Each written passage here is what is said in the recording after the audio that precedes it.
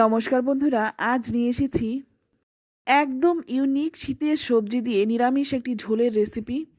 শীতের দুপুরে গরম গরম ভাতের সাথে খেতে অসাধারণ লাগে। আশা করছি আজকের এই সাদামাঠা অথচ দারুণ স্বাদের রেসিপিটি আপনাদেরও ভীষণ ভালো লাগবে। আর রান্নাটা করতে খুব একটা তেল মশলার প্রয়োজন হয় না। আর এই রান্নাটায় কিন্তু বিশেষ একটা মশলা পড়বে, সেই মশলাই কিন্তু এই রান্নার স্বাদটা আরও দ্বিগুণ বাড়িয়ে দেবে। চলুন তাহলে দেখে নেওয়া যাক।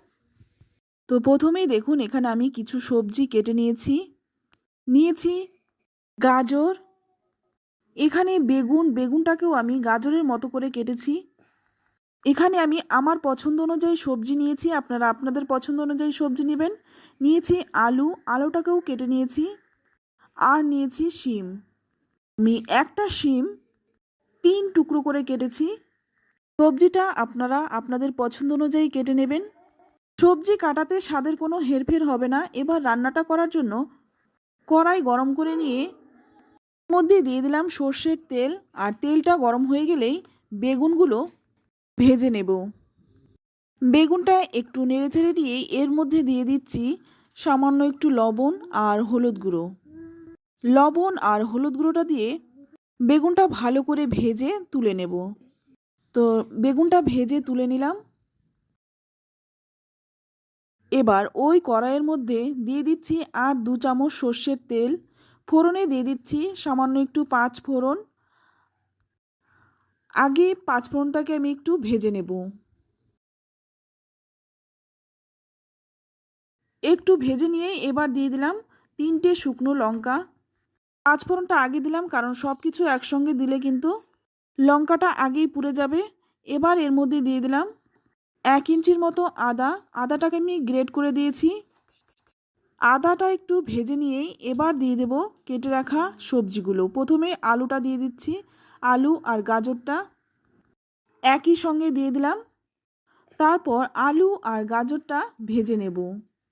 3-4 মিনিট সময় নিয়ে আলু আর গাজরটা ভেজে নিলাম। এবার এর মধ্যে দিয়ে দিচ্ছি কেটে রাখা শিমগুলো।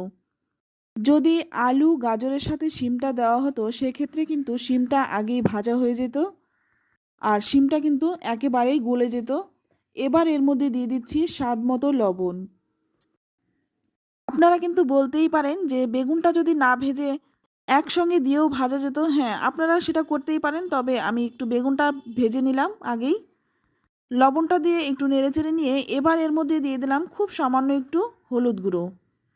হলুদ গুঁড়োটা দিয়ে একটু ভেজে নেব, তবে একটা ঢাকনা দিয়ে ঢেকে ঢেকে আমি সবজিগুলো ভাজবো। ততক্ষণে এখানে আমি একটা মশলা তৈরি করে নেব যাতে এই রান্নার স্বাদটাকে আরও বাড়িয়ে দেবে। তো দেখুন, এখানে নিয়েছি আমি ধনে পাতা আর নিয়েছি 3টে কাঁচা লঙ্কা। ঝালটা নিজেদের স্বাদ অনুযায়ী দেবেন।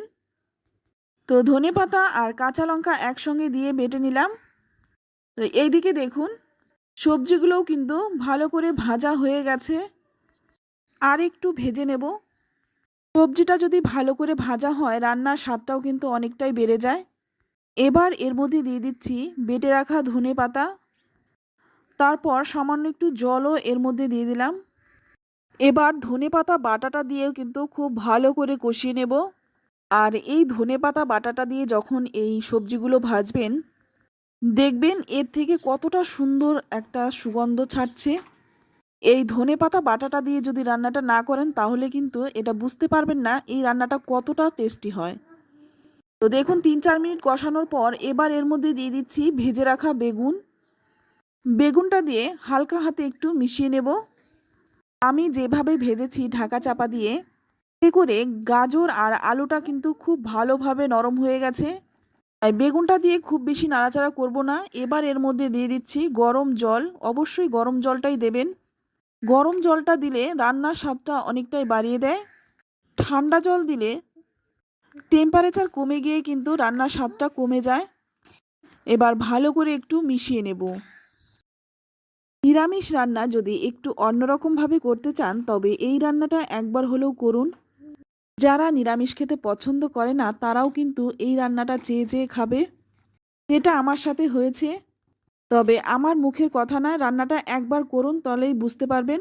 এবার এর মধ্যে দিয়ে দিচ্ছি খুব সামান্য একটু চিনি। যারা রান্নায় চিনি পছন্দ করেন না তারা দেবেন না। যেহেতু এটা নিরামিষ রান্না তাই একটু চিনি দিতেই পারেন। এবার একটা ঢাকনা দিয়ে ঢেকে রাখবো 5 মিনিট। এই সময় গ্যাসের আঁচটা মিডিয়ামের থেকে সামান্য একটু কমিয়ে দেবেন। 5 মিনিট পর ঢাকনাটা খুলে নিলাম আর এখন কিন্তু রান্নাটা হয়ে এসছে। আর আগের থেকে কিন্তু ঝোল অনেকটাই কমে গেছে। আমি আর এর থেকে বেশি ঝোল কমাবো না, কারণ এখানে কিন্তু আমার সমস্ত সবজি কিন্তু ভালো করে সেদ্ধ হয়ে গেছে। চাইলে আপনারা আরেকটু ঝোল কমাতে পারেন, তবে এই ঝোলটা দিয়ে গরম গরম ভাত মেখে খেতে খুব ভালো লাগে। আর এখন কিন্তু রান্নাটা হয়ে গেছে, এবার নামিয়ে নিব। আর এবার আমি নামিয়ে নিচ্ছি। তো দেখতে দেখুন কতটা সুন্দর হয়েছে, খেতেও কিন্তু ভীষণ ভালো হয়। তবে আমার মুখের কথা নয়, রান্নাটা একবার করুন, খেয়ে তারপর আমাকে কমেন্টে লিখে জানান খেয়ে আপনাদের কেমন লাগলো। আর এই রান্নাটা কিন্তু একেবারেই ঘরোয়া রান্না, গরম গরম ভাতের সাথে অসাধারণ লাগে।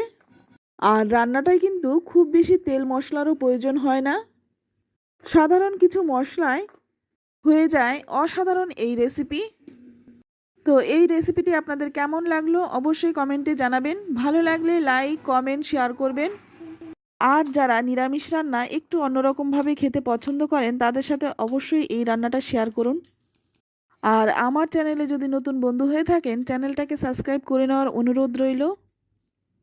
তো আজ এই পর্যন্ত, আবারও নিয়ে আসবো অন্য কোনো নতুন রেসিপি। ততক্ষণ সকলে ভালো থাকবেন, সুস্থ থাকবেন। ধন্যবাদ।